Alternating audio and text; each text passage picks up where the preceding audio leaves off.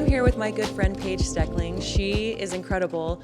She has a lot of things going on for her right now. Not only is she killing it in real estate and a mom, but am I allowed to talk about what else might be going on? Sure. It's might, it's not for sure, but yeah. It's not for sure, but if any of you have ever watched Selling Sunset, there is a new show that's probably coming out. She'll find out in the next actually in a week. We're supposed to find out August 18th if it gets picked up for a season. So we shot a pilot for it. It's the first time I've ever done anything like that. So super interesting and eye-opening. But yeah, apparently we'll find out August 18th if it gets picked up for a full season. So that'll be a fun experience. Were you the one telling me, I can't remember if it was you or someone else that was telling me it's the same producers. You share the same producers as the Real Housewives of Salt Lake, right? I guess, yeah, which I was kind of sad because like in my mind I was like, oh yeah, that's awesome. Like they'll just like follow me around like doing my job and like I'll show off my, level of service and I'll get all this business from it. And then I was like, oh, like they want like drama. I'm like, don't you want to like see these houses I'm selling or like see me take a buyer? They're like not really, no. Like, no, we want to see you like catfight the girl that like you didn't get the listing from. I was like, oh. Cool. So do we see cat fights? I mean that's like what they push and they'll like put in little, that's what they want. But yeah, don't do it. I didn't do get it. Hard pass. Hard pilot at least. I can't wait to see if this comes out. Okay, so then when will you announce this? Well, I have no idea. It's really not up to me at all. But I'm sure they would want everyone to start like posting about it when it's like getting ready to air. But at this point, it's like we don't even know if it's happening. We just shot the pilot. And then we have to shoot the rest of the first season if it gets picked up. So, okay, but you'll know if it gets picked up in like a week or so. Yeah, and I actually don't know if it gets picked up, are we allowed to post that like we're shooting for it, or like I don't know what the rules are. Like I don't even know if I'm allowed to be talking. We'll find out. But I'm like whatever. Just ask for forgiveness. It's cool. Yeah. Okay, and so you're also rocking it in real estate right now. Yeah. So I have a question for you. Okay. Well, let me give a little preface to this. It seems like every realtor since the dawn of man says now is the time to buy. Like no matter what the economy is, now is the time to buy because they want their commission. Tell me straight up. That's me insane. Like I hate it when people say that. I'm like, it's virtually impossible for it to be the best time to buy and sell all the time. Like that makes zero sense. So right. Mike, my husband, he actually gets mad at me because recently, I've told multiple people not to sell their home. Like they'll call me to sell their home. I get tons of leads from like social media. They're like, I need to sell. I'll go on, I'll meet with them. They bought in like 2020 or 2021. So they don't have much equity, but they have like a 2.5% to 3.5% interest rate. I'm like, you should actually never sell this house because we probably won't ever see those interest rates again. You can cash flow it. You can pull some money out of it if you want, but like you should either keep it, stay here, don't sell, or if you're like moving out of state, just rent it because you can cash flow it. And you can like have that home as an inheritance for your kids someday. Like you can create income from it, So what about buying? Okay, so buying, it's a hard time to buy right now because payments are so expensive because interest rates are high. But I will say I'm not the agent that's like, oh, you should always buy a house. Like if you can't afford it, you should not buy. Like you have to have a payment that you feel comfortable with. But the best time to buy a house is always 5 years ago, 10 years ago. Right. It always goes up long term. Sure. And renting, you're just kind of like flushing your money down the toilet every month, Sure. So I would say if you can't afford, if you're not comfortable with your payment, like you don't want to get in a situation where you have to sell. Because if you're ever in a situation where you're like, I can't afford my payment, I have to sell this home, then, the market obviously fluctuates, but it always goes up long term. So as long as you're in a situation where you can afford your payment, real estate always goes up and it always appreciates. There's only so much space and so many houses to buy. Right. So. And then what about cash buyers? Is it a good time for cash buyers? Because they're not worried about interest rates? It's a good time for cash buyers to get a good deal. So just because there's so much pent up demand of people that want to buy, but they're like, I have all this money saved up. Like I have a down payment, but they're just like, I can't afford like to pay 7% on this payment. Like it's crazy. And so there's a lot of people who have just been pushed to the sidelines who just their payment is going to be crazy. And so cash buyers that can swoop in and kind of like go for the jugular and get good deals on houses right now. There's definitely lots of opportunities out there. So this is so cool because you've actually become really knowledgeable in this field. And when I met you, I don't even think you had your real estate license, did you? I did, but I was like, so how long ago was that? Probably that we met, probably like 7 years ago? Yeah, 5 to 7 years ago, something like that. So I was still like in the baby phase. So I've Yeah. actually had my license for about 10 years. Oh, cool. And I started as a buyer's agent. So I like hit the ground running. Just this big agent that was really successful at the time would give me deals. I would do all the work. We'd split it 50-50. So I learned really fast.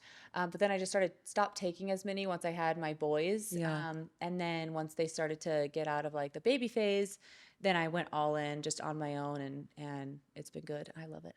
Okay, so for someone who wants to be successful, whether it's in real estate or otherwise, what would you say to them? Because you went from, I'm being a mom, which is great. That's, Yeah. that's a great calling to do too. But like, what's your advice for someone to really take off in whatever field they're in?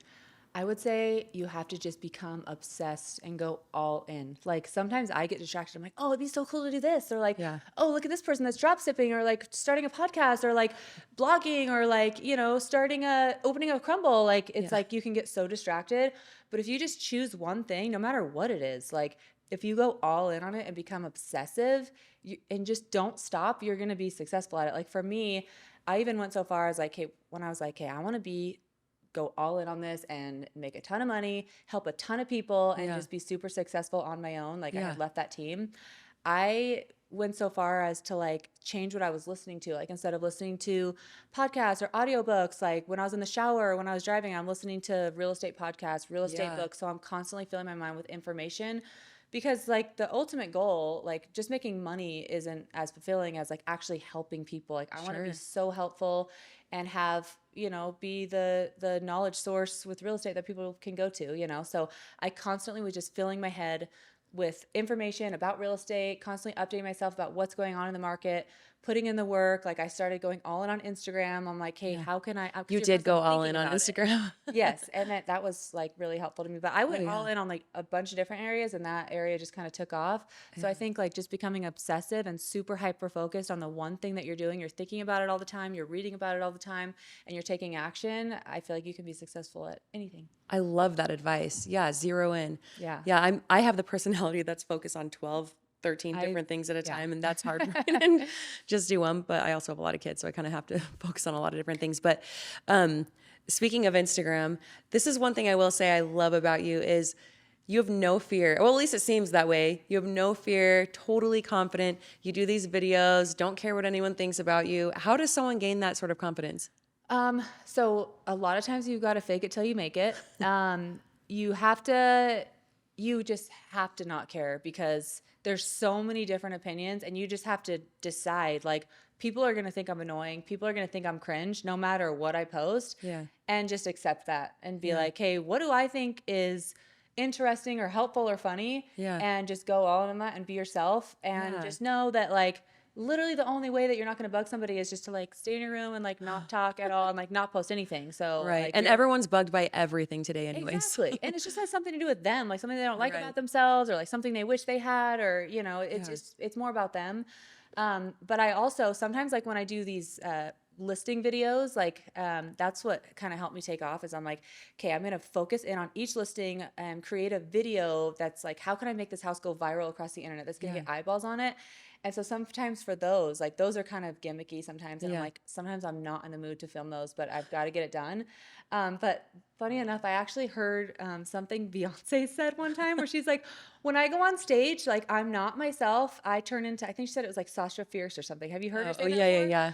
And so she's like, I just like channel that person. ego. And it's kind of similar to like fake it till you make it. Like, I'm just going to pretend to be this person, and like, what would this person do? So just like put on a show and become the person you need to be for like, if you're going to like set aside time to make content, or you're making a video, or you're doing something that you feel a little bit uncomfortable, it's really fake it till you make it, and hone in on like what feels true to you and who you really are.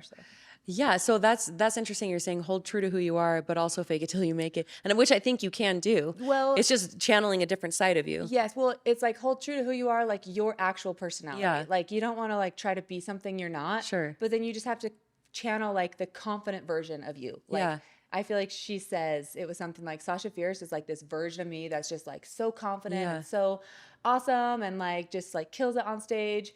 So I feel like just fake it till you make it, honing in on like your most confident, best, badass self. I love it. Yeah.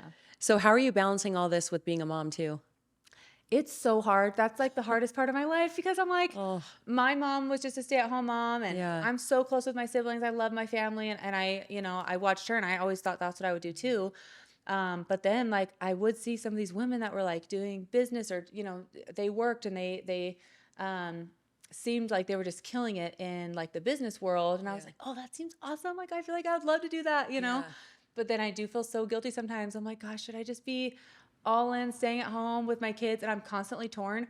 But like a few times, like when it's been slower in real estate and I'm all in with my kids, then I'm like, oh, I wish I was like out, like doing these other things. Like it sounds so fun, So I've never found the perfect balance, but just being really intentional with my time with my kids. Like, okay, like I am so grateful. Like I'm being all in on my kids. I'm like planning fun things to do. We're not just like sitting around the house, and then being all in when I'm at work is like the best I've figured out how to do it. So far, yeah. No, that's a great idea.